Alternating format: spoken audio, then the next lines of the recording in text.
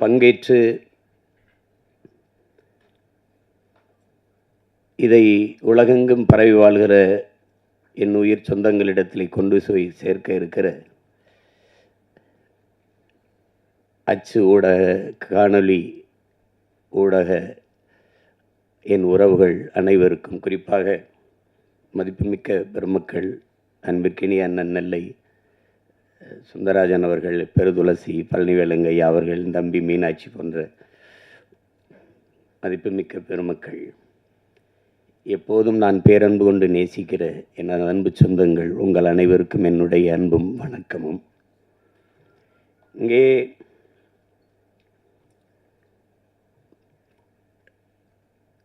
காதல் சுகுமார் ஒரு நகைச்சுவை நடிகர் இப்படி பார்க்குறோமானால், அவன் மற்ற நடிகர்களைப் போல ஒரு புகழ்பெற்ற ஒரு திரைக்கலைஞராக இல்லை என்றாலும் அவன் ஒரு ஆகச்சிறந்த தமிழ் மகன், பெரிய உணர்வு கொண்ட, இன உணர்வும் மான உணர்வும் கொண்ட ஒரு மகன். அந்த சூழலிலே அவன் வளர்ந்து வந்து கொண்டிருக்கிற காலங்களிலே இன உணர்வோடு எந்த நாட்டிற்கு சென்றாலும் தன்னுடைய உணர்வு குன்றாமல் நம் உறவுகளிடத்திலே நின்ற ஒரு தம்பி. அதனால் அவனிடத்தில் எனக்கு ஒரு தனிப்பட்ட பேரன்பு எப்போதும் உண்டு. இங்கே என் அன்பிற்கினிய தம்பி துரைமுருகன் அவர்கள் சொன்னது போல, துரையும் கிட்டும் சேர்ந்து தான் அந்த நையப்புடை அந்த வலையொலியை தொடங்கினார்கள். ரொம்ப நன்றாக செய்தார்கள். கிட்டுவிட்ட இயற்கையிலேயே அவன்கிட்ட ஒரு சிறந்த படைப்பாற்றல் அவன்கிட்ட உண்டு. அது எதையுமே சுருக்கமாக அதை சொல்லி புரிய வச்சுருவான் ஒரு இதை. அதில் நகைச்சுவை உணர்வோடு கேலியும் கிண்டலுமா கொண்டு போய் சேர்க்கிறதுல பெரிய கெட்டிக்காரன். 10 தல ராவணன ஒத்த தல ராம வென்றான். இந்த பாட்டை நானும் எங்கள் மாமா சவுந்தர அவர்களும் ஐயா பாக்கியராஜ் வீட்டுக்கு போனோம்னா அது ஒரு தடவை அந்த பாட்டை பாடுங்க அப்படிம்பாங்க. தாளம் போட்டு நாங்கள் பாடுவோம். 10 தல ராவணன ஒத்த தல ராம வென்றான், மொத்தத்தில் வீர வேணும் சுடலமாடா, இந்த வித்தைகளை கற்றுக்காம சத்தியத்தை ஒத்துக்காம கத்துனா போனதெல்லாம் கிடைக்குமாடா தம்பி, கத்துனா போனதெல்லாம் கிடைக்குமாடா.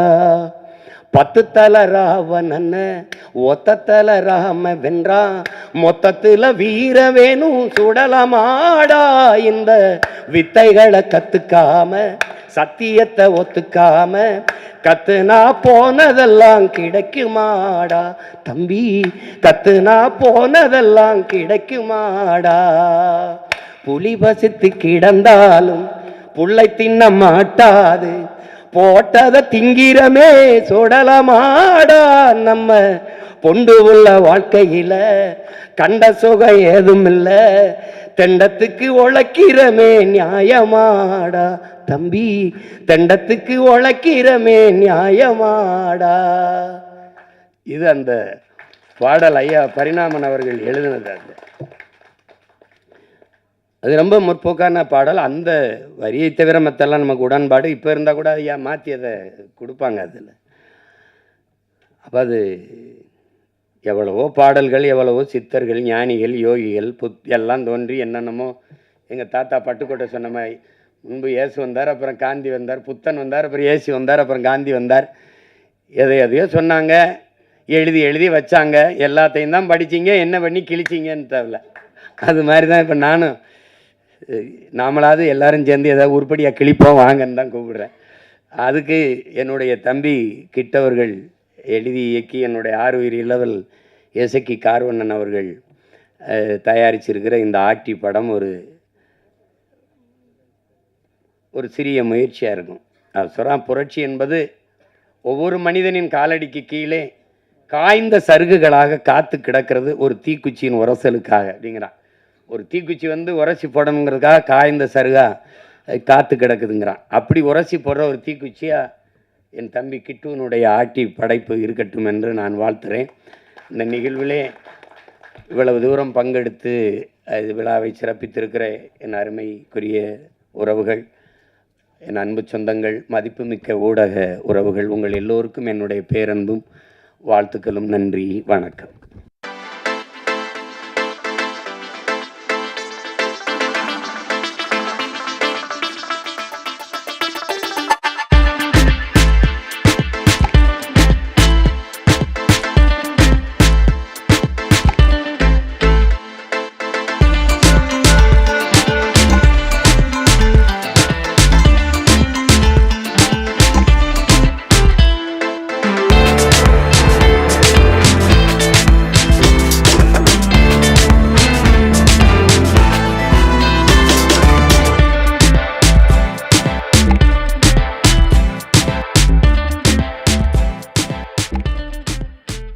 எல்லாருக்கும் வணக்கம்.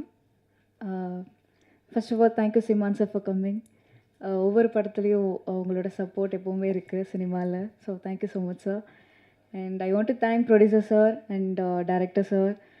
Thank you so much for this beautiful character. ஏன்னா அந்த கேரக்டர் பயங்கர ஸ்ட்ராங்கான ஒரு கேரக்டர் அண்ட் எனக்கு ரொம்ப பிடிச்ச ஒரு கேரக்டர். ஸோ இந்த மாதிரி டிஃப்ரெண்ட்டான ஒரு லுக்கில், டிஃப்ரெண்ட்டான ஒரு ஜேர்னரில், ஒரு ஹிஸ்டாரிக்கல் மூவியில் பண்ணுறதே ஒரு பெருமையான விஷயமாக நான் பார்க்குறேன். அண்ட் கிட்டு சார் வந்து பயங்கர டேலண்டடான ஒரு பர்சன் அண்ட் ரொம்ப டேலண்டான ஒரு டேரக்டரும் கூட. அவர்கிட்ட நான் நிறைய கற்றுக்கிட்டேன் அண்ட் இன்னும் நிறைய கற்றுக்கணும்னு ஆசைப்பட்றேன் sir. And thank you so much ma'am. Thank you. உங்களோட சப்போர்ட் காஸ்டியூம் சைட்லேருந்து இருக்கட்டும் சரி, அவங்க காஸ்டியூம் மட்டும் பார்க்குறதில்ல, அசிஸ்டன்ட் டேரக்டரும் சரி, கேமரா சைட்லேயும் சரி, எல்லா ஒர்க்குமே அவங்க பண்ணுவாங்க. ஸோ இந்த படத்தில் எல்லாரோட உழைப்பும் 100% இருக்குது. இது கண்டிப்பாக பேர் சொல்கிற ஒரு படமாக இருக்கும். ஸோ ப்ரெஸ், மீடியா உங்களோட சப்போர்ட் எப்போவுமே எங்களுக்கு வேண்டும். சப்போர்ட் பண்ணுங்கள். Thank you so much. கடவுளுக்கு ரொம்ப நன்றி, என் பேரண்ட்ஸ்க்கு ரொம்ப நன்றி. தேங்க்யூ. ஒருத்தன் பேர் வந்து கரண் சக்கரவர்த்தி, இன்னொன்று உடம்பு சரியில்லை, அவன் பேர் ஆலன் கிருஷ்ணா. இந்த 2 பேரும் தான் படத்தை ஆரம்பத்துலேருந்து கடைசி வரைக்கும் அந்த கதையை நகர்த்தி கொண்டு போவாங்க. அது அவங்களுக்கே தெரியாது. பயங்கர சேட்டை. தம்பி ஏதாவது பேசணும்னு நினைக்கிறீங்களா? சும்மா பேசு. நன்றி சொல்லுங்கள். நன்றி சொல்லுங்கள். அனைவருக்கும் வணக்கம். நன்றி நன்றி நன்றி. இப்படி தான் பேச மாட்டேறேன். ஆனால் நீங்கள் ஸ்கிரிப்ட் பேப்பர்ட்ட கையில் கொடுத்தீங்கன்னா 2 பக்கம்னாலும் மனப்பாடம் பண்ணி அப்படியே நடிப்பானுங்க. ரொம்ப நல்லா நடிப்பானுங்க. நன்றிம்மா. அதாவது சமூக ஆர்வலர்னு சொல்லுவாங்கள்ல, அதை மாதிரி சினிமா ஆர்வலர் தான் எஸ்ஐகி கார்வன் தலைவர். அதாவது உண்மையிலேயே சினிமா வந்து லவ் பண்ணுற ஒரு ஆளுங்க. சினிமா அதாவது ஒவ்வொரு படத்துக்கும் ஒன்று ஏதாவது வித்தியாசமான இயக்குனர், ஒரு வித்தியாசமான கதைக்களம். இது வந்து ரொம்ப நான் ஒரு நாள் ஒரு கதையை கேட்டு, தலைவர் இது முருக ஒரு நல்ல கதை இருக்குது கேளுங்க அப்படின்னோடனே, சரி அனுப்பிவிடுங்க அப்படின்னாரு. மணி அப்போ ஒரு 8:30 9 இருக்கும் நைட்டு. கேட்டுட்டு நல்லா இருக்குது, சூப்பராக இருக்குது, பண்ணலாம். ஸோ இந்த ஆர்வம் இருக்கிறவங்க வந்து சினிமாவில் எப்படியும் ஜெயிச்சிட்டே இருப்பாங்க, ப்ரொலாங் பண்ணிகிட்டு இருப்பாங்க. அதுக்கு அடுத்தது வந்து நம்ம கிட்டு வந்து தலைவர் தான் சொல்லி அவர் போட்டார். பட் இருந்தாலும் ஓகே, இருந்தாலும் எனியோ தேங்க்ஸு. அதனால் வந்து இந்த படத்தில் வந்து ஒரு டிஃப்ரெண்ட்டாக எப்போ பார்த்தாலும் சைக்கிள் ஓட்டிகிட்டே இருப்பேன், எடுத்துகிட்டே இருப்பாங்க. என்ன எடுக்கிறாங்க, ஏது எடுக்கிறாங்க, அப்படி டப்பிங்கில் போய் பார்த்தா தான் தெரிஞ்சுது. ஓ எடுத்திருக்காங்க, நல்லா தான் இருக்குது அப்படின்னு புரிஞ்சுது. அதனால் வந்து இந்த ஆர்டிங்கிற அந்த டைட்டிலே வந்து ஒரு வித்தியாசமான டைட்டில். இந்த படத்தோட லொக்கேஷனை பற்றி கண்டிப்பாக சொல்லி ஆகணும். இப்போ நான் வந்து ஊட்டிக்கு வந்து நிறைய தடவை போயிருக்கேன், ஷூட்டிங்கு பல படங்களுக்கு போயிருக்கேன். இந்த படத்தோட அந்த லொக்கேஷனே வந்து ரொம்ப சூப்பராக இருக்கும். அதாவது நம்ம மகேந்திரன் சார்லாம் செலக்ட் பண்ணுவாங்கள்ல, அந்த மாதிரி ஒரு காட்டுத்தனமான ஒரு லொக்கேஷனு. அங்கே இருக்கிற மக்கள்லாம் வந்து ரொம்ப அன்பாக பழகிற விதம் ரொம்ப பியூட்டிஃபுல்லாக இருந்தது. அதாவது காலையில் 6 மணிக்கு போனால் கூட அவ்வளோ அழகாக இருக்கும். அந்த அந்த அந்த ஊட்டியில் அந்த ஊரே தள்ளி இருக்கும், ஊட்டிலேருந்து ரொம்ப தள்ளி இருக்கும். ரொம்ப அற்புதமான ஒரு ஊர். அதுக்கேற்ற மாதிரி இந்த ஆர்டிஸ்ட்டு, அவங்க ஒய்ஃப், அந்த காஸ்டியூமு, இந்த அசிஸ்டன்ட் டைரக்டர்ஸ்லாம் உண்மையிலேயே ரொம்ப அவர் சும்மா ஜாலியாக பேசினார். இவங்கெல்லாம் நல்ல டைரக்டராக நாளைக்கு வருவாங்க. ஸோ இந்த படத்தை எல்லாரும் போய் ரசித்து தியேட்டரில் பாருங்கள். உண்மையிலே பார்க்க வேண்டிய ஒரு படம். நன்றி, வணக்கம். ஆட்டி அந்த எழுத்தில் இட்டன்னா பார்த்தீங்கன்னா கத்தியும் புத்தகமும் இருக்குது. அதுவே இந்த படத்தோட கதையை சொல்லுது. இசக்கி கார்வண்ணன், கிட்டு, இந்த 2 தம்பிகளும் வந்து வீரம், நம்முடைய வாழ்வியல் இதில் ரொம்ப ஆர்வமாக இருக்காங்க. அதுக்கு காரணம் அண்ணன் சீமான். அவரோட சீமானோட தம்பிகள் எப்படி இருப்பாங்க, அதே மாதிரி அழகாக தன்னோட கலை பயணத்திலையும் பிறழாமல் அழகாக நகர்த்தி கொண்டு போகிறாங்க. அதாவது 15 வருடங்களுக்கு மேலே நான் வந்து அண்ணன் சீமான் அவர்கள் வந்து சுயசார்பு, தற்சார்பு, நமது கல்வி, நம் மக்கள், நம் மண், நம் வளம், நம்ம மலை எல்லாத்தையும் வந்து பேசிக்கிட்டே, இன்னும் சொல்லப்போனால், டேய் இதை பாருங்கப்பா, இதை மனசால் ஏற்றுக்குங்கப்பா நிறைய கதறிட்டு இருக்கிறாரு. ஆனால் இப்போ வந்து ஆப்பிரிக்க கண்டத்தில் ஒருத்தர், பர்கினோ ஃபாசோ அப்படின்ற ஒரு நாட்டில் இருக்கிற அதிபர் இப்ராஹிம் ட்ரௌரோரே அப்படின்றவர், இவர் அண்ணன் சீமான் சொன்னதை அங்கே இப்போ செஞ்சுக்கிட்டு இருக்கிறாரு. அப்போது ஏதோ எங்கேயோ ஒரு ஆப்பிரிக்க கண்டத்தில் பேரே தெரியாத இருந்த நாட்டில் இப்போ ஒருத்தர் வந்து மேலே வர முடியும் அப்படின்னா, நாளைக்கு இவரோட கனவுகள் நமக்கு ஏன் கிட்டாதா? கிட்டும். அதுபோக இந்த படத்தோட ட்ரெய்லர், இந்த டிசைன் பார்க்கும்போது உண்மையிலே ரொம்ப வித்தியாசமாக இருக்குது. இப்போது இந்த படத்தோட வணிகம் வந்து சிறப்பாக இருக்கும்னு தோணுது. காரணம், சமீபத்தில் ஒரு படத்தோட ப்ரொமோஷன் அண்டு ரிலீஸ் இதுக்கு வந்து நிறையா அலைஞ்சேன். அப்போ வந்து எல்லா தியேட்டருமே வந்து வித்தியாசமான நல்ல படங்களை வரவேற்க தயாராக இருக்காங்க. மக்கள்கிட்ட பேசும்போது, ஆப்ரேட்டர்கிட்ட பேசும்போது, தியேட்டர் மேனேஜர்கிட்ட பேசும்போது, அவங்க எல்லாத்துக்கும் நீங்கள் வந்து மக்கள் விரும்புகிற படத்தை கொடுங்க, நாங்கள் உங்களுக்கு ஆதரவு தர்றோம் அப்படின்னு சொல்கிறாங்க. இந்த ஆட்டி அப்படின்ற படம் எல்லா மக்களாலேயும் ஏற்றுக்கொள்ளப்படும் அப்படின்னு நினைக்கிறேன். முடிஞ்ச அளவுக்கு இந்த படத்தோட வெளியீட்டில் நானும் உதவ தயாராக இருக்கிறேன். அதுக்கு முக்கிய காரணம் காதல் சுகுமார். நன்றி. அண்ணன் உள்ளிட்ட அனைவருக்கும் அன்பு வணக்கம். அண்ணன் இசக்கி கார்வன் அவர்களுடைய தயாரிப்பில் என்னுடைய சகோதரன் கிட்டவர்களுடைய இயக்கத்தில் வெளிவருகிற ஆட்டி திரைப்படம் வெல்ல என்னுடைய வாழ்த்துக்கள். கிட்டவர்கள் சொன்னது போல தமிழ் வரலாறு, தமிழ் இனத்தினுடைய வரலாறு சரியாக பதிவு செய்யப்படலை. ஆனால் தமிழ் இனத்திற்கு எதிரான வரலாறு திட்டமிட்டு பதிவு செய்யப்படுகிறது. தொடர்ச்சியாக கடந்த ஓராண்டில் மட்டும் ஒரு 3 படங்கள்.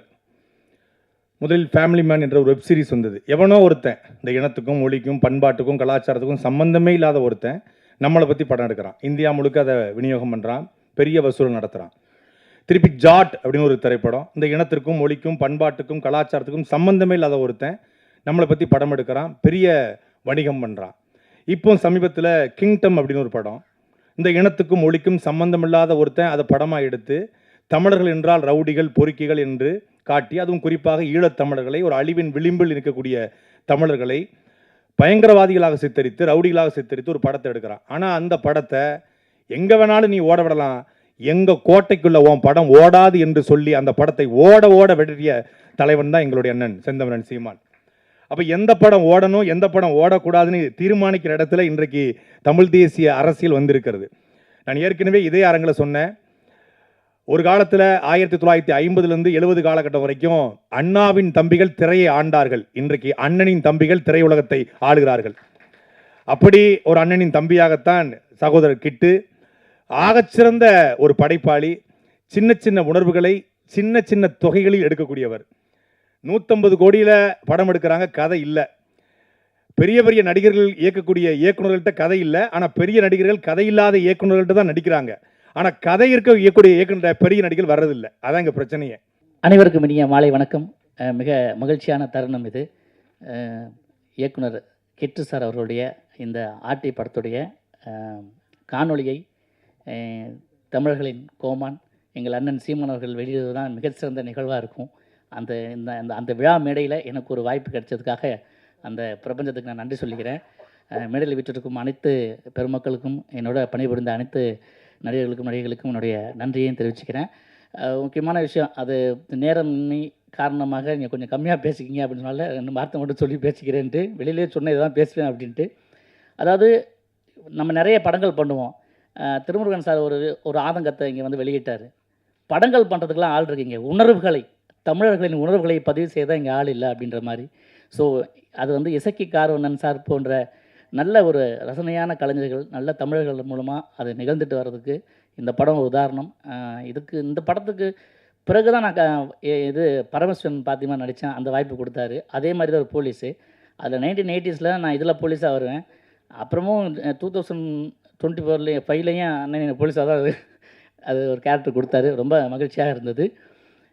வழக்கமாக கமர்ஷியலாக பண்ணுற படங்களில் போய் ஒர்க் பண்ணுற டீமை காட்டிலும் இந்த கிட்டு சாருடைய டீம் வந்து ரொம்ப என்டர்லாம் ரொம்ப டிஃப்ரெண்ட்டாக இருந்தது. ரொம்ப அதாவது என்ன சொல்கிறதுன்னு தெரியல. தமிழ் கலந்து அதாவது ஆங்கிலம் கலந்து பேசக்கூடாதுன்னு முயற்சி பண்ணுறேன். அதை தாண்டி நமக்கு வரல. ஏன்னா அது நிறைய கற்றுக்க வேண்டிய விஷயம். நம்ம சீமான் சார்ட்ட வந்து அண்ணன்ட்ட இருந்து நிறைய கற்றுக்கணும் நம்ம. இந்த அதாவது வழக்கமான படங்கள்லேருந்து விலகி இந்த படம் எப்படி இருக்கும் அப்படின்னு சொன்னால், உண்மையிலேயே ஒரு குறிப்பிட்ட ஒரு காலகட்டத்துக்கு உங்களை கொண்டு போய் செல்லும். அது மட்டுமல்ல, இந்த ஆட்டி ஒரு வாட்டி பார்க்குறவங்கள கூட உங்கள் உணர்வுகளையும் உங்களுடைய தமிழ் உணர்வையும் ஒரு வாட்டி ஆட்டி பார்க்கும் அப்படின்னு சொல்லி என் பேட்டியை முடிச்சுக்கிறேன். நன்றி, வணக்கம். எல்லாருக்கும் வணக்கம். அண்ணனை கேட்டிருந்தேன் ஃபஸ்ட்டு, எதுக்குன்னு என்ன இந்த கேரக்டர் சூஸ் பண்ணீங்க, அதுக்கெல்லாம் ஒரு முகம் தேவைடா, அந்த முகம் உங்ககிட்ட அப்படியே இருக்குது அப்படின்னாரு. எல்லாருக்கும் வணக்கம். எனக்கு ரொம்ப சந்தோஷமாக இருக்குது இந்த மாதிரி ஒரு மூமெண்ட் ஷேர் பண்ணுறதுக்கு. Thank you John for inviting me, and thank you director sir for having me here and in this beautiful evening. And இப்போ தான் ட்ரெய்லர் பார்த்தேன், ரொம்ப நல்லா இருக்குது. It looks interesting. அண்ட் இந்த மாதிரி கதைகள் கண்டிப்பாக பார்க்கணும். அண்ட் தியேட்டரில் போய் பாருங்கள் எல்லோரும். அண்ட் இந்த மாதிரி படம் சப்போர்ட் பண்ணுங்க அண்ட் கண்டிப்பாக மிஸ் பண்ணாதீங்க.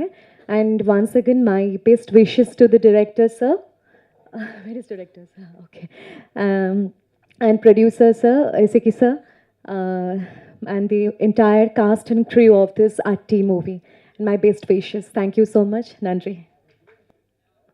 பெண்களுக்கு ஒரு பிரச்சனைன்னா, மண்ணுக்கு ஒரு பிரச்சனைன்னா பெண்கள் தான் முதல்ல வருவாங்கிறது நம்ம ஆதியில் நடந்த சம்பவங்கள். இன்றைக்கி தெரியும், உலகம் முழுதும் இராணுவத்தில் பெண்கள் இருக்கும். ஆனால் அதில் முதல் பெண்கள் இராணுவம் அமைத்தது தமிழர்கள். அதனால தான் அந்த பெண்களை நாம் தெய்வமாக வச்சுருக்குறோம். அதை சொல்லுவாங்க, அகம் சரியாக இருந்தால் புறம் சரியாக இருக்கும். நான் அகங்கிறது பெண், புறங்கிறது ஆண். அதனால தான் நம்ம வந்து பெண்களை வந்து ஊருக்கு நடுவில் தெய்வமாக அம்மனாக வச்சுருக்குறோம். அது வந்து அதே மாதிரி ஆணை வந்து நம்ம ஊருக்கு வெளியில் வச்சுருப்போம். அப்போ ஊர் நல்லா இருக்கணும், அந்த உலகம் நல்லா இருக்கணும்னாக்கா பெண்களை தான் நம்ம போற்றணும், பெண்களுடைய வலிமையை உலகத்துக்கு காட்டணும். அப்படிங்கிறது தான் இந்த கதை அவர் சொல்லியிருக்காரு. அது ரத்தமும் சதையமாக சொல்லியிருக்கிற ஒரு கதையும் கூட. எங்கள் ஊரில் ஒரு சாமி உண்டு, அவங்க நிறைய தெரியும், உங்களுக்கும் தெரிஞ்சிருக்கும். ஊருக்கு பெண்கள் தெய்வம் இருக்கும். உலகத்தில் வேறு எங்கேயும் கிடையாது. பெண்களை அடிமையாக தான் வச்சுருந்த சமூகம் தான் உலகம் முழுதும். பெண்களை தெய்வமாக்கி உயர்வாக வச்சுருந்த ஒரே சமூகம் தமிழ்குடி தான். அதனால தான் நம்ம ஊருக்கு தெய்வம் வச்சுருக்கிறோம். வேறு எங்கேயும் நீங்கள் பாருங்கள் இருக்காது. அதில் எங்கள் ஊர் பக்கம்லாம் நிறைய தெய்வங்கள். அது ஆணவ கொலையால் கொல்லப்பட்டால் கூட நம்ம அந்த மனசாட்சி உறுத்ததுக்கு அப்புறம் அந்த பெண்ணை தெய்வமாக கும்பிடுவாங்க. ஒரு உதாரணத்துக்கு பேச்சியம்மை, அது ஆணவ கொலை செய்யப்பட்ட பெண்ணு, அதனால் அதை அவளை தெய்வமாக்கினாங்க. அதே மாதிரி இசக்கியம்மா, அது இசக்கியம்மா என்ன எப்படி தெரியும் இல்லையா, அவள் வந்து ஊரை பழி வாங்குறா, கை குழந்தையோடு வந்து ஊரை பழி வாங்குறா. அவளை முதல்ல பழி வாங்கினது ஒரு, அது நம்ம சாதியை குறிப்பிட விரும்பல, ஆனாலும் இது வந்து தேவைப்படுது. ஏன்னா இங்கே எல்லாருமே அந்த சாதியை சுற்றி தான் அரசியல் தாண்டி இருக்குது. அது ஒரு பார்ப்பனர். அதுக்கப்புறம் அந்த அவளுக்கு ஒரு கோயில், அதுக்கு என்ன பண்ணுறான், அவளை சாந்தப்படுத்தணும். உடனே அவளுக்கு ஒரு கோயில் கட்டுறாங்க. அந்த வழியில் தான் கண்ணகியும் கூட. அப்போ இங்கே எல்லாமே என்ன பண்ணுது, புரட்சியாக இருந்தது பூராமே பெண்கள். அது உலகத்தில் எங்கேயும் இல்லை, தமிழ்நாட்டில் மட்டும்தான் இருந்தது. இப்போ அந்த பெண்களை கொண்டாடுறோம்னா இழிவுபடுத்திருக்கிறானுங்க, எல்லாரும் இழிவுபடுத்திருக்கிறான்.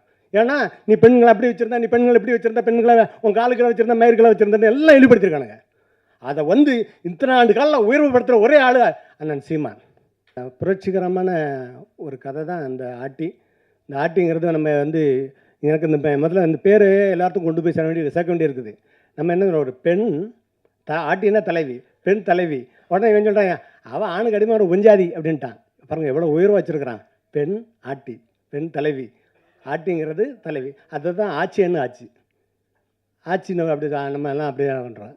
அப்படிப்பட்ட ஒரு பெண்களை தாங்கி நின்ற ஒரு சமூகம், அந்த சமூகத்துக்காக அந்த ஒரு படம். அப்புறம் இங்கே வந்து இந்த மாதிரி படங்கள்லாம் இப்போ எல்லோரும் பேசிக்கிட்டு இருந்தாங்க, அவங்களுக்கு எல்லாருக்கும் இந்த மாதிரி படம் வர்றதில்ல, அதுக்கு வாய்ப்பு கொடுக்குறதில்லன்னு. வாய்ப்பு கொடுத்து அந்த ப்ரொடியூசருக்கு ரோட்டில் போய் நிற்கிறதுக்கா? இங்கே ஒரு சுவர் இருக்குது தெரியுமா, ஒரு சுவர் இருக்குது. என்ன சுவர்? ரெட் ஜெயின் ஒரு சுவர் வச்சுட்டு இருக்குது. அந்த சுவர் அத்தனை சின்ன படங்களையும் காவு வாங்குது. இன்றைக்கி இந்த தயாரிப்பில் சங்கம்னு ஒன்று இருக்குது, இது கேட்க முடியுமா?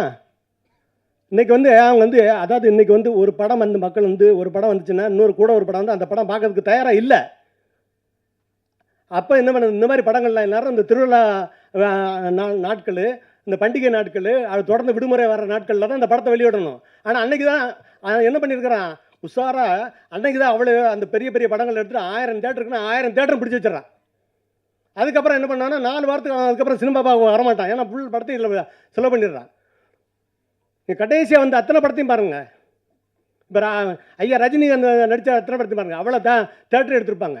கூட வந்த படம் எதாவது தெரியுமா, இல்லை அதுக்கப்புறம் ஆட வந்த படம் தெரியுமா, அதுக்கு முன்னாடி வந்த படம் தெரியுமா, யாருக்கும் தெரியாது. நல்ல படங்கள் இருக்குமா இல்லையா? இல்லை, எவ்வளோ கஷ்டமான ஒரு இது இருக்குது. அப்புறம் இந்த கஷ்டமான நல்ல படங்களை எப்படி கொண்டு வருவாங்க? அதாவது எப்பவுமே ஒரு ஓட்ட பந்து என்னன்னா 10 பேருக்கு ஓட விட்டு தானே நீங்கள் வந்து பார்க்கணும். எவன் முதல்ல வரான், எவன் 2வது வரான்ட்டு. நீங்கள் ஒருத்தனே ஓட வச்சுட்டு வந்துட்டான் முதல்ல வந்துட்டான்னா என்னடா பைத்தியக்காரந்தரமாக இருக்குது. அதுதான் சொல்கிறேன், அந்த சுவர் இருக்கிற வரைக்கும் இந்த தமிழ் உலகம் திரையுலகம் விளங்காத. அடுத்தாலையும் அந்த சுவருக்கு தலைமை தாங்கிற ஒரு இளவல் வந்தாச்சு. சினிமா தான். நீங்கள் ஒவ்வொரு இயக்குனரும் சினிமா எடுக்கணும் ஊருக்கு வந்து என்னை மாதிரி வாய்ப்பு தெரிந்து யாரும் சினிமாவுக்கு சம்மந்தம் இல்லாத ஒரு ப்ரொடியூசர் நிறைய இருக்குங்க. எங்கள் மேனேஜர்லாம் நிறைய இருக்கிறாங்க. அவங்கள்ட்ட கேட்டு பாருங்கள், யாராவது ஒருத்தரை பிடிச்சி வந்துடுவான். அப்படி வந்து ஏன்னா இந்த படத்தை எடுக்கிறான்னு எடுத்த உடனே நேராக கொண்டு போய் ரெஜினில் கொடுக்குறோம், ரிலீஸ் பண்ணுறோம், அதுக்கப்புறம் நம்ம ஓடிடிக்கு சன் டிவியில் விற்கிறோம், அப்படி இப்படி சொல்லி ஏமாற்றி கொண்டு வந்துடுவாங்க. 198 பேர் அப்படி ஏமாந்து வந்து அதுக்கப்புறம் காணாமல் போயிருப்பான். வரும் அடுத்த படம் எடுக்கவே முடியாது. இங்கே தொடர்ந்து படம் எடுக்கிற ப்ரொடியூசர் இருக்கானா? கிடையாது. மேனேஜர் எடுக்கிறாங்க. அது கூட இப்போ வந்து அதுதான் இப்போ இந்த கடைசி கட்டத்தில் வந்து நிற்குது மேனேஜர்ஸ் எல்லாம். நான் வந்து மேனேஜர்ஸ் முதல்ல தயாரிப்பாளர் ஆகக்கூடான்னு சொல்லலை. ஆனால் இவங்க என்ன பண்ணுறாங்க, அந்த ஹீரோவை தாஜா பண்ணி நீ 10 கோடி வாங்கிட்டு இருக்கியா, நீ 20 கோடி உனக்கு சம்பளம், நீ கால் ஷீட் கொடுங்கன்னு அவன்கிட்ட தாஜா பேசி வாங்கிட்டு அடுத்தால போய் ஃபைனான்ஸ் அந்த ஹீரோவை காட்டி படம் வாங்குறாப்புல. அப்படி எத்தனை படம் நிற்குது. இந்த ராம் பிரபு இங்கே இருக்கிறாரு, அவர் சினிமாவில் அவ்வளோ மேனேஜராக இருந்தார், அவருக்கு தெரியும். அப்படி எத்தனை படம் நிற்குது இந்த ஃபைனான்ஸ் வாங்கிட்டு. இன்றைக்கி ஃபைனான்ஸ் என்ன கடைசியில் ஆகிப்போச்சு, பெரிய ஹீரோவுக்கு ஃபைனான்ஸ் கொடுக்க முடியாது அப்படின்னு சிண்டிகேட் போடுற அளவுக்கு ஆகிப்போச்சு. அப்போ இந்த தமிழ் திரையுலகம் எங்கே இருக்கும்? ஆந்திரா பாருங்கள், எல்லா இடத்துலையும் நல்லா இருக்கும். ஆந்திராவில் தயாரிப்பாளர் சினிமா இருக்குது, கர்நாடகாவில் தயாரிப்பாளர் சினிமா இருக்குது, கேரளாவில் இருக்குது, இந்தியில் இருக்குது. அப்போ இங்கே என்னத்தை நீங்கள் என்ன பண்ணுறீங்க? இங்கே தேட்டரை பூரா ஆக்கிரமிச்சு வச்சு படத்தை எடுத்துகிட்டு ஓட விட்டுட்டு இருக்கீங்க. அது ஏன்னா ஏதாவது உங்களுக்கு அந்த படங்கள் வந்து போனதுக்கப்புறம் இந்த இன்றைக்கி இருக்கிற பெரிய ஹீரோ படம்னா கூட நீங்கள் சொல்லுங்கள், ஒரு வாரம் கழித்து அந்த படமோட பேரை உங்களுக்கு ஞாபகம் இருக்காது. இதெல்லாம் சங்கம் வச்சுருக்கிறாங்க, ஒருத்தரும் கேட்குறதில்ல. எல்லோரும் அன்றாட வாழ்க்கை அவங்களுக்கு கிடைச்சா போதும் அப்படின்ட்டு அவங்க வாழ்ந்துட்டு இருக்கிறாங்க. ஆனால் ஒன்று இயற்கை மாற்றத்தை வரும் 2026. அதை அந்த நம்பிக்கையோடு தான் காத்துட்ருக்கோம். ஆனாலும் நமக்கு என்ன இருக்குது, எனக்கு என்ன ஆனாலும் எல்லோரும் எனக்கு இன்னைக்கு கூட அந்த வேல்ராஜ் அவர் கேமராமேன் கேட்டார் என்கிட்ட, ஐயா சார் நீங்கள் என்ன பண்ணுறீங்க, தொடர்ந்து படம் எங்கேருந்து வருது, தொடர்ந்து படம் எடுத்துகிட்டு இருக்கீங்க அப்படின்னு. நான் படம் எடுக்க தானே வந்தேன்.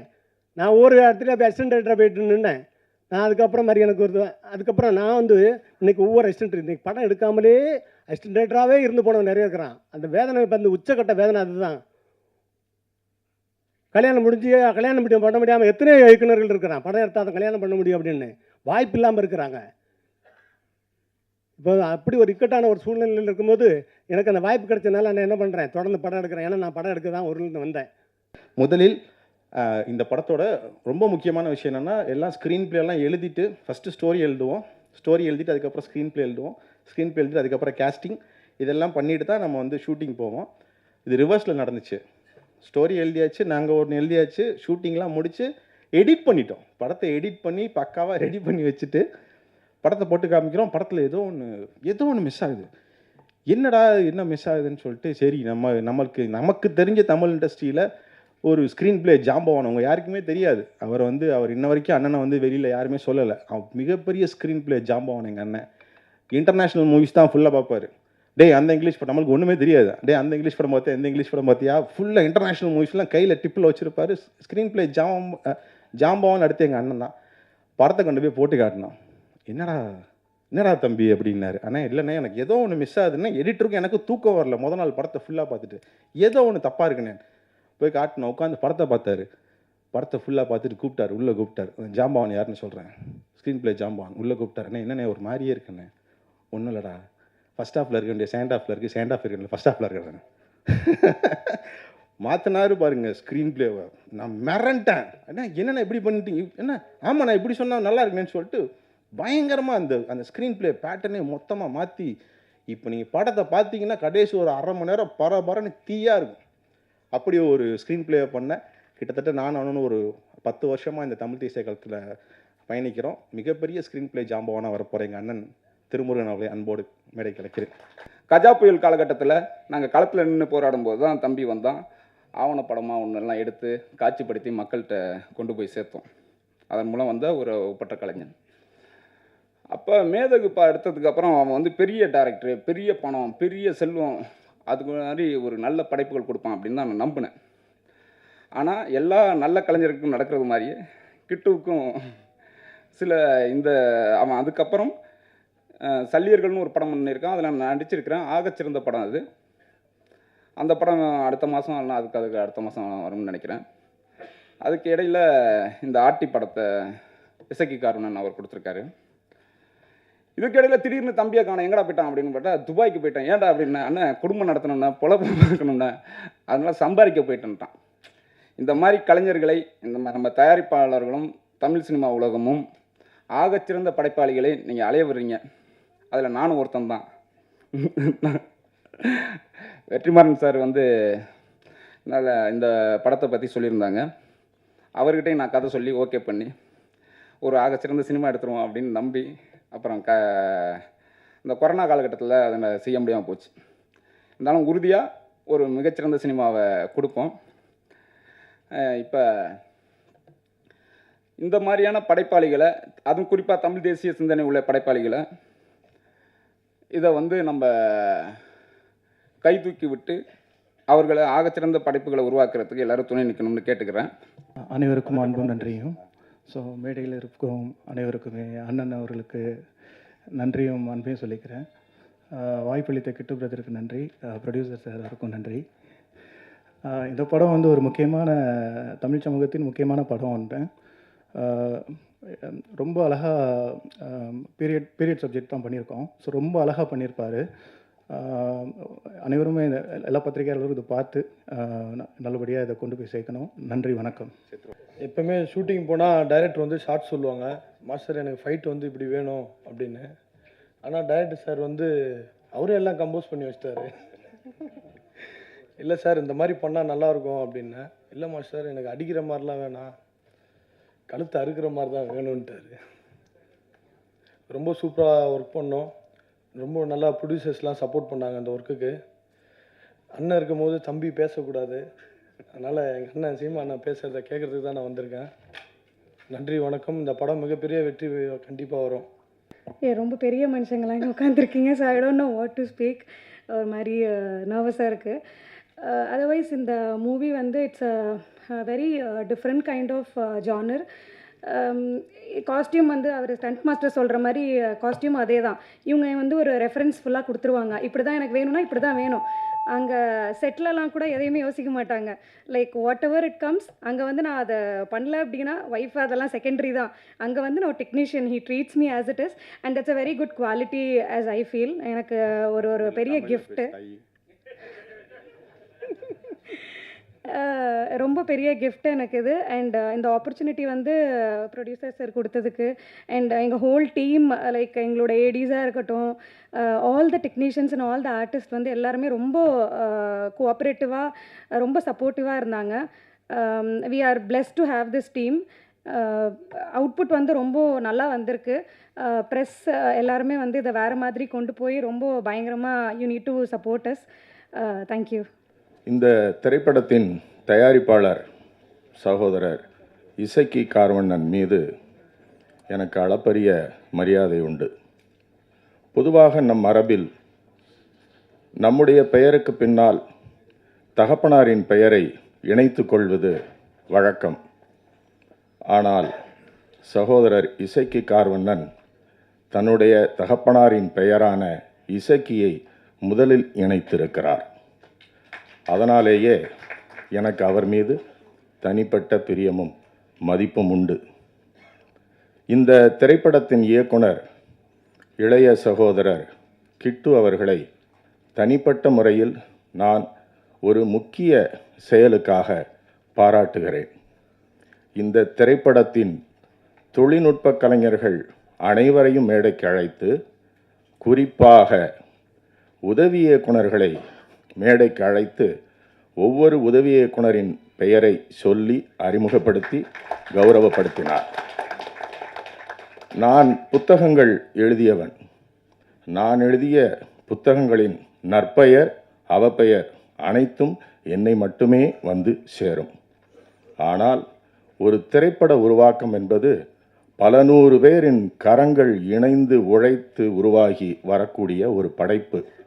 ஆக அத்துணை பேருக்கும் நன்றி சொல்வதுதான் நம் மரபு. அதை மிகச் சரியாக செய்த சகோதரர் கிட்டுவுக்கு என்னுடைய பாராட்டுக்கள். பாராட்டினால் மட்டும் போதாதல்லவா, ஒரு குட்டும் வைக்க வேண்டும். அவர் பேசும்போது மூல்யம் என்று மூலத்தை அவர் உச்சரித்தார். அப்படி உச்சரிக்கலாகாது தம்பி. மூல்யம் என்றால் நிமித்தம் என்று பொருள். இனி வரும் மேடைகளில் நீங்கள் மூலம் என்கிற சொல்லை சரியாக உச்சரிக்க வேண்டும் என்பதை ஒரு வேண்டுகோளாக நான் இந்த மேடையில் சொல்கிறேன். செந்தமிழன் சீமான் அவர்களை பற்றி ஒரு சில வார்த்தைகள் பேசுவதுதான் இந்த மேடைக்கு பொருத்தமாக இருக்கும். நாங்கள் இருவரும் உட்கார்ந்து பேசி கொண்டு இருக்கும்போது இதே பிரசாத் லேபில் ஒரு 30 வருஷத்துக்கு முன்னாடி நம்ம பண்ண கூத்தெல்லாம் ஞாபகம் இருக்கான்னு கேட்டேன். அவர் சிரித்தார். சரி, வெளியில் சொல்ல வேண்டாம், நம்ம வயசு தெரிஞ்சிடணும்னு 2 பேருமே அடக்கமாக அதை மறைச்சிக்கிட்டோம். ஒரு 45 ஆண்டுகளுக்கு முன்பு திருநெல்வேலியில் கலை இலக்கிய பெருமன்றத்தைச் சேர்ந்த தோழர்கள் கவிஞர் பரிணாமனின் 10 தல ராவணன 8 தல ஒத்த தல ராமங்கொண்ணா என்கிற பாடலை பாடினார்கள். அந்த பாடல் சிறுவயதில் பசுமரத்தாணி போல என் மனதில் பதிந்திருந்தது. அது நடந்து ஒரு 35 ஆண்டுகளுக்கு பின்பு சென்னையில் ஒரு இளைஞன் அந்த பாடலை பாடி நான் கேட்டேன். அத்தனை ஆண்டுகளுக்கு பிறகு அப்போதுதான் நான் 2வது முறையாக அந்த பாடலை கேட்கிறேன். சகோதரர் இசக்கி கார்வண்ணன் சொன்னார் இல்லையா, கன்னியாகுமரியில் மலையாளிகள் சூழ்ந்திருக்கிற அந்த இடத்தில் அண்ணன் 1.5 மணி நேரம் பேசினார் என்று அப்போது சீமானவர்கள் என்னிடம் சொன்னார். ஐயாமான நம்ம ஆளே இல்லைனாலும் தான் பேசுவோமே இல்லையா அப்படின்னார். அப்படிப்பட்ட அவருடைய துவக்க கால மேடைகளில் பார்வையாளர்களாக நாங்கள் அவருக்கு நெருக்கமான சொற்ப நண்பர்கள் இருப்போம். அந்த மேடையில், அவருடைய துவக்க கால மேடையில் நண்பர்களே, கவிஞர் பரிணாமனின் 10 தலை ராவணன் பாட்டை அவர் பாடினார். நான் சிலிர்த்து போனேன். இதை நான் ஒரு மேடையில் சொன்னேன். இதற்கு பிறகு சமீபத்தில் வயது முதிர்ந்த 80 கடந்த ஒரு முதியவர் என் கரங்களை பற்றி கொண்டு தன்னை அறிமுகப்படுத்தி அந்த பாடலை சொன்னார். அந்த பாடலை எழுதிய கவிஞர் பரிணாமன் அவர்கள். அதை இந்த மேடையில் அவரோடு நான் பகிர்ந்து கொண்டேன். ஆட்டி என்கிற தலைவி என்கிற சொல்லை, ஆட்டி என்கிற மூலச்சொல்லை ஒரு தமிழ் திரைப்படத்திற்கு, அதுவும் 2025ஆம் காலத்தில் வெளிவருகிற ஒரு தமிழ் திரைப்படத்துக்கு வைக்கிற துணிச்சலும் ஒரு நேர்மையும் சகோதரர் கிட்டுவுக்கும், அதை தயாரிக்கிற திறனும் திரு இசக்கி கார்வண்ணனுக்கும் இருக்கிறது. என்னுடைய வாழ்க்கையில் நான் பாலுமேந்திரா அவர்களிடம் உதவி இயக்குனராக இருந்தபோது ஆரம்ப காலத்தில் திருநெல்வேலி வட்டார வழக்கு சொல்லான தம்பி பாலாக்கு தெரியும், நிற்கான் அப்படின்னு சொல்லிட்டேன். அங்கே நிற்கிறான்னு சொல்ல மாட்டோம், நிற்கான்னு சொல்லுவோம். இந்த மீனாட்சிக்கெல்லாம் தெரியும். அப்போது நிற்கான்கிற கேமரா இருக்கு இல்லையா, அப்போ தான் ராஜா சார் வாத்தியார் பாலுமேந்திர அவர்களுக்கு நிக்கான் கேமரா கொடுத்துருக்காங்க. அப்போது டெஸ்ட்டு எடுக்கும் போது வாத்தியார் என்ன எடுப்பாங்க, அது அவருக்கு சீமானவர்களுக்கெல்லாம் தெரியும். அப்போ எடுக்கும்போது டேய் நிக்கான்டா அப்படின்னு சொல்லுவாங்க. அதை பார்த்து அதிலிருந்து நான் ரொம்ப கவனமாயிட்டேன். புது வார்த்தைகளை தான் சேகரித்து அதைத்தான் பேச வேண்டும் என்பதில். அதை முற்றிலுமாக நொறுக்கி தள்ளிய ஒரு இடம் இங்கே விருகம்பாக்கத்தில் இருந்தது. அது சகோதரர் சீமானின் சேவர் கூடம். அங்கே மதுரை பகுதியை சுற்றிய ஒரு இயக்குனர் இருப்பார், ஒரு ஒளிப்பதிவாளர் இருப்பார், ஒரு நடிகர் இருப்பார், ஒரு படத்தொகுப்பாளர் இருப்பார். எல்லோருமே நாம் உசிலம்பட்டி மாட்டுத்தாவணியில் போய் இறங்கினா என்ன கேட்குமோ அதுதான் பேசுவாங்க அவங்க. அதற்கப்புறம்தான் எனக்கு அந்த மனத்தடை நீங்கியது. ஆக இப்போது நீங்கள் எல்லோரும் பார்க்கிற மேடைகளிலும் பொதுக்களத்திலும் இயங்குகிற முழங்குகிற சீமான் அப்போதிருந்தே அவருடைய சூழலை அப்படித்தான் அமைத்து கொண்டிருந்தார் என்பதற்காக நான் இதை சொல்கிறேன். இந்த படத்தின் கதாநாயகி very happy to welcome, thank you so much mister Seeman sir என்று சொன்னார்கள். அந்த இளம்பெண்ணின் துணிச்சலை நான் பாராட்டுகிறேன். வங்கத்தைச் சேர்ந்த நடிகை, அவர் பெயர் எனக்கு தெரியவில்லை, அவர் கூடுமானவரை தமிழில் பேச முயன்றார். அவருக்கு என் வாழ்த்துக்களை சொல்கிறேன். எல்லோருக்கும் வாழ்த்துக்கள். நன்றி. இந்த நிகழ்விலே